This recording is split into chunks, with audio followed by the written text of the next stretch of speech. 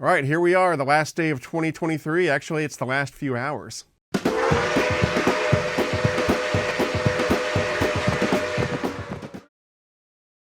So welcome to day 7 of the 2023 Eric's Trains Christmas Bonanza. 8 videos in 8 days, starting on Christmas Day and ending tomorrow on New Year's Day with a live show at 12 noon Eastern right here on the Eric's Trains YouTube channel. We'll be giving away some prizes and talking trains and probably running trains, so make sure you tune in. Again, that's at 12 noon Eastern tomorrow on New Year's Day 2024. All right, so day 7, New Year's Eve 2023. I figure there's probably not going to be that big of an audience for this video, at least not tonight because it's New Year's Eve.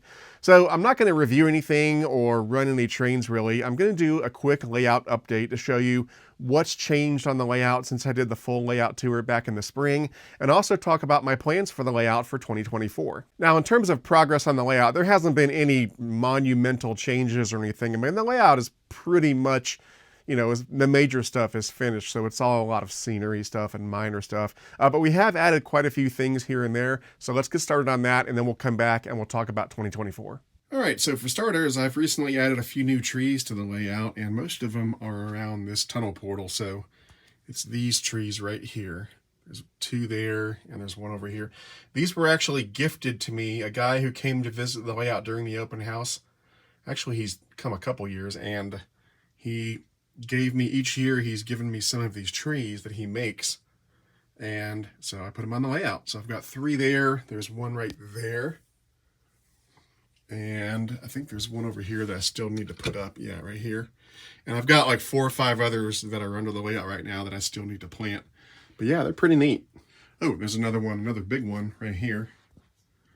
I like that one, looks great. Very cool, love these new trees. We're in the hallway room now, which is quite a mess. Sorry about that. But Lisa and I have been constantly adding more animals to the layout. So we've added more deer than I had last time when I did the layout tour. And there's a bunch more deer in the Carolina room over here. So we had some here before, but we've added more going down this way. And we've added some on top of this little knob. So yeah, always adding more deer. And we also added cows. Lisa got some cows. And so here in the Colorado room, which is, again, a giant mess right now, we've got some cows there. Sorry about the shadow. Let me zoom in a bit. There they are. And there's no fence or anything, so we call these free-range cows.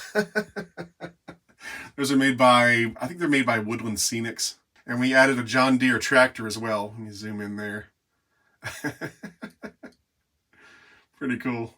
And we've also added a lot of cars to the layout, automobiles. Lisa is really big on adding automobiles. So we added a UPS truck. I'm not sure if that was there last time, but the UPS truck is fairly new. There's, a bunch of new cars over here in the Carolina room. We've got this bus. I'm not sure if you guys saw these last time or not. We got that one. Got a cop car, got the Winnebago, and there's more in the main room, so let's navigate there. Again, sorry for the mess. Lots of stuff going on right now.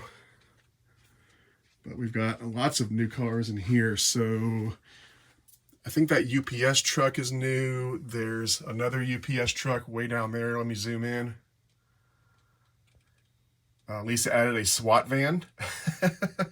I think that red pickup truck might be new over by Eric's Trains Legacy Station. Of course, they're unloading trains at the train store. The UPS guy is. Pretty cool. I think she added a couple new cars down this way, or maybe 1. Yeah, we got the Hummer there. I think that's new. I think we got that at York this year. And we also added a couple other animals. There's a moose. We got that guy at York. He's just hanging out there for right now. I might move him later on, but he's there.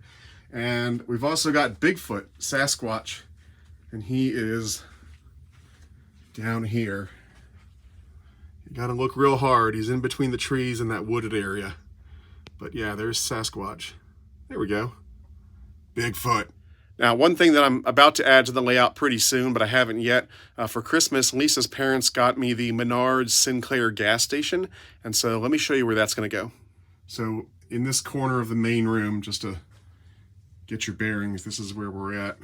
The Sinclair gas station, I believe I'm going to rip out part of that hillside back there and put it right there, because it's kind of a cool gas station. It's kind of a flat, it's kind of a hybrid of a flat and a full standing structure.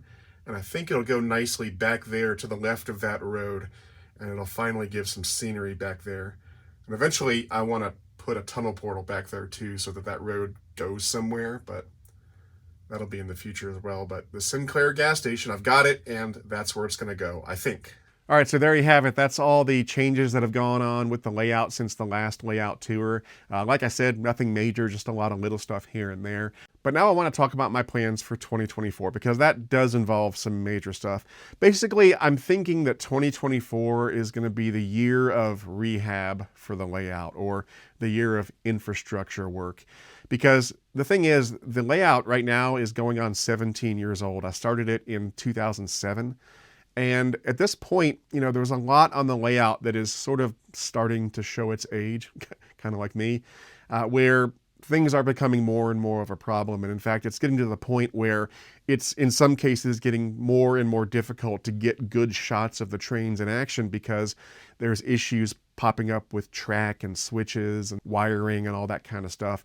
And most of it is just due to age, just because a lot of this track and stuff, a lot of these switches have been in service for 15 plus years, and nothing lasts forever. And so in 2024, I'm going to be working to fix a lot of that stuff. Some of that work will be relatively minor, where I'll be able to just work on a certain section and not have to damage a lot of stuff. And some of it will be more serious work, where I have to rip up a lot more track and a lot more stuff and a lot of scenery to fix the problem. And like I said, a lot of these problems are just sort of geriatric issues as the layout ages. You know, the layout settles, the benchwork settles, and in some places track that used to be nice and level is now kind of doing this. And you know, you'll put a car on the track, on a piece of track that should be level, and it just slowly starts to roll because it's not level anymore.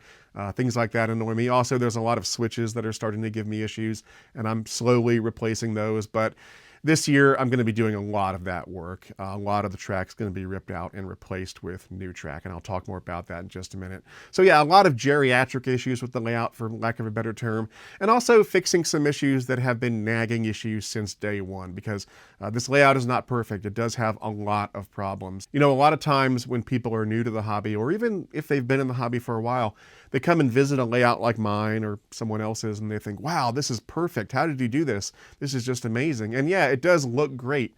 But under the scenes, there's a lot of issues that have been going on, a lot of them since day one. And most of those issues that have been here since day one are due to the fact that I was learning as I went along. And so I know a lot more now than I did then. And so I want to go back and fix some of these issues. It's the only thing I can do to keep things running smoothly, short of moving and getting a new house and building a new layout, which I do eventually plan on doing. It's not going to happen tomorrow, but in my mind, maybe in the next 5 years or so, I would like to get another house with a larger space to build a different layout, and maybe a couple different layouts. Maybe a layout for scaled trains and a layout for standard gauge trains, but that's a whole nother conversation. For this layout, I got to fix some of these nagging problems and some of the problems that have cropped up over time as the layout has aged. But back to what I was saying, you know, there's no such thing as a perfect layout. I don't care where it is on the face of the earth. There is no layout that is absolutely perfect. I don't care if it's a layout under the Christmas tree, or my layout, or Miniature Wonderland over in Germany. Every layout has its nuances and its idiosyncrasies and its problems. And, you know, some of them are minor, some of them are major, and eventually you sort of have to work on them and tackle them and try to fix them the best you can, given the space and given your resources. So yeah, that's 2024 in a nutshell is going to be a lot of rehab work on the layout. Most of it fixing stuff that has happened over the years as the layout has aged, and some of it fixing nagging issues that have been here since day one. And I'll talk about those more as they happen. But what I want to do now is show you some of the areas that will be getting major work over the next year, and then we'll come back and wrap it up. All right, so the majority of the track work that's going to take place in 2024, I hope, involves these 3 lines on the main table in the main room where I shoot a lot of my reviews. In fact, most of them. There's the yard loop and then the 2 main lines. And I'm basically planning on ripping everything out and relaying all the track and switches starting right about here and going forward. This switch will stay because that's new. But all this will come out, all this down here, all this under here. That switch there will stay because that's new. These will all come out and all the way to about right here. And then I'll put in all fresh track and switches to make sure everything can run smoothly. Because like I said, the track and these switches are getting kind of old and starting to fail. And more I'm having issues running trains through these switches where it'll catch on something or the rails won't move or stuff like that. Just stuff that happens as they get old. I mean, these are good switches. I like Atlas track and Atlas switches, but they're just getting old. Now, I'm not going to replace them with Atlas track and Atlas switches. I'm going to replace these switches with Ross switches, like I've already started doing here. And I'm going to replace the track with Gargrave's track. And that's really mainly because Gargrave's track and Ross switches are easier to get a hold of, and I like them a lot. They're made in the USA, which is a nice thing. So it's not really anything against the Atlas track. It's more just I kind of like the Gargraves and Ross track and switches better these days. But yeah, so most, if not all of this is going to be ripped out and rewired and relayed so that it's nice and level and everything runs nice and smoothly. And while I'm at it, I might split off the yard loop and make it its own power district. Right now, the yard loop is on the same power supply as these two main lines, and I've been meaning to do that for years, and so I might finally do that while I'm ripping up all this track, go ahead and make it into its own power district. I've already got the power supply. I just need to hook it up and do the wiring. So, like I said, I'll probably do that as well. So, yeah, a lot of work is going to happen here. And I'd also like to finish hooking up all these signals. I haven't finished hooking up this signal bridge, so I might do that as well while I've got all this track ripped up. So hopefully it won't disrupt my videos too much, but it's got to be done. I'm going to try to do it in sections so it's not all out at once, but yeah, that's the plan. And then another spot that needs work is way in the back. I'm going to zoom in. So you see those chassis passenger cars. Behind that is one of the mainline tracks. And for some reason, every now and then when a locomotive is running over that track, it just conks out for no reason.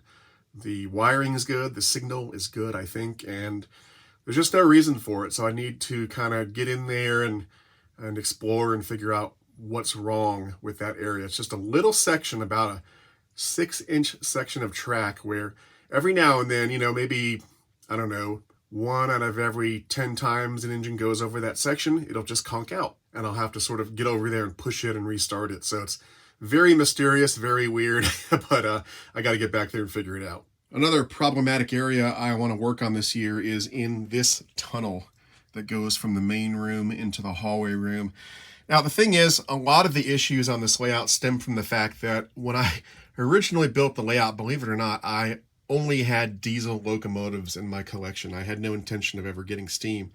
Yeah, I know it sounds crazy, doesn't it? But yeah, the layout was built to handle diesel locomotives, and steam locomotives require, wider curves and wider tunnels and stuff like that. And so I sort of had to retrofit the layout to accommodate steam locomotives. And one of the areas where it's still problematic is in this tunnel. Just the way that the track is laid through the tunnel, for some reason, it causes steam locomotives to derail sometimes. Not all the time, but sometimes. And there's just something about the way I laid the track through that tunnel that steam locomotives don't like. When I built the tunnel, I tested it with diesels. I didn't test it with steam engines because I didn't have any at the time. And so, had I had some steam engines, I would have done testing with steam engines, but I didn't. And so now I'm paying the price. And so I've got to get in there and fix it. Now, fortunately, I've got access to most of that tunnel through this service door here. There's a bunch of stuff in here, but that's the tunnel right there, and I can remove the tunnel lining and get in there. So I'm going to go in there and most likely remove the track and relay it, and then test it with steam locomotives to make sure they can get through there okay. Another area that needs work is here in the Colorado room. You can't see it, but when the trains go through this tunnel, there's a switch back there. Let me zoom in. Yeah, there's the switch. And that allows cars to be moved over to the power station. Well, again, for some reason, every once in a while, when a steam locomotive, usually a steam locomotive, is going through this tunnel, it'll derail right there. I think it's right after the switch, actually. And Again, it's one of those mysteries where I don't know why it does that. And so I've got to get back there. It's really hard to get there. It's very cramped and very dark. And so I'm most likely going to have to remove some scenery, maybe remove the trestle bridge temporarily to get back there and fix that issue once and for all. And then here in the hallway room, another area that needs work is this drop bridge that goes across here. This is a hinged drop bridge. It goes up like that so it gets out of the way, and then it comes back down. I did a video on this a long time ago if you want to watch it, but this is an Atlas truss bridge. I've had it here for about 15, 16 years. And so it's showing its age. Again, the electrical connections are getting a little old. The hinges are getting a little old. The track is getting old, and the bridge is getting a little old. And so every now and then I'll have connectivity issues on the track on the bridge. And so I've got to fix that. I will probably just replace the entire bridge with something new, either another Atlas truss bridge or maybe something custom. So we'll have to see. But yeah, this is going to have to be replaced.